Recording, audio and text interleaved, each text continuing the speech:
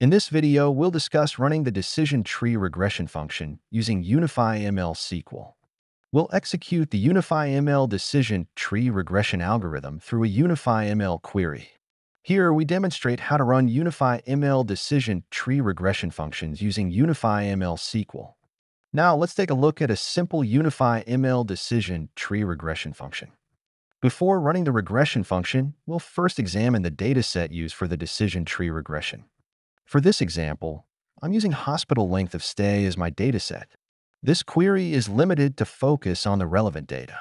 These are the columns in the hospital length of stay table.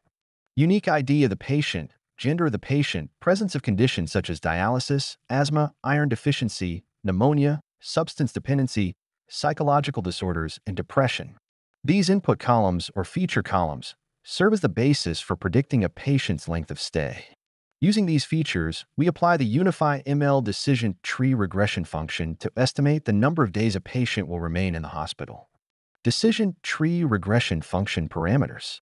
Input table, define the required input table. Feature columns, specify the input column names. Target column to be predicted. Max bins, maximum number of bins. Max depth, maximum depth of the tree. Min info gain, minimum information gain. Seed, random seed parameter. Training sample size, proportion of data used for training. The dataset is split into training and test sets. Specify the training data value, with the remaining portion serving as the test data.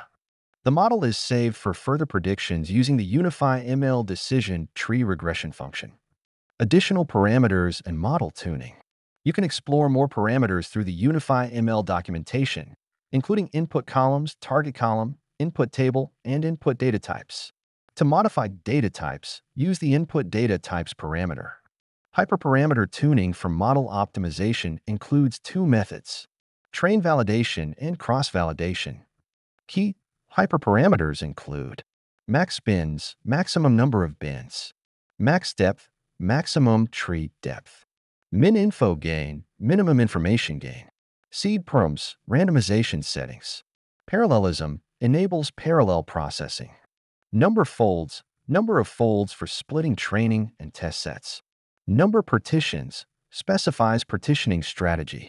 Apply PCA model. Set Boolean to true if PCA should be applied. Data pre-processing and scaling. Data cleaning includes four methods: remove rows, remove duplicates, remove outliers, and fill values to replace null values or update specific data points. For data scaling, the available methods are min-max scaler, define min/max values. Standard scaler, normalizer, and binarizer.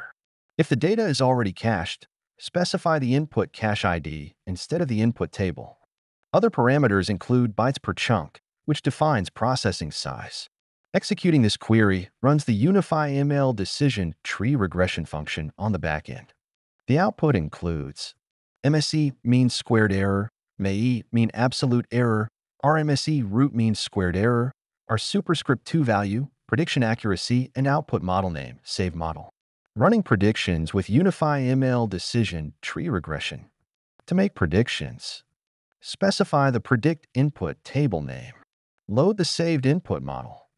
Additional parameters are available in the UnifyML documentation. Prediction-specific parameters. Data cleaning and scaling, same methods as above. Input cache ID. If previously saved, no need to specify an input table. Save to DB. Save predicted results to a database. Overwrite output table. Set Boolean to true to overwrite existing data. Save to CSV. Save predicted output as a CSV file. Run the query, and UnifyML will process it on the backend. The output consists of feature columns as input and the predicted column, length of stay, representing the estimated hospital stay for each patient based on input features.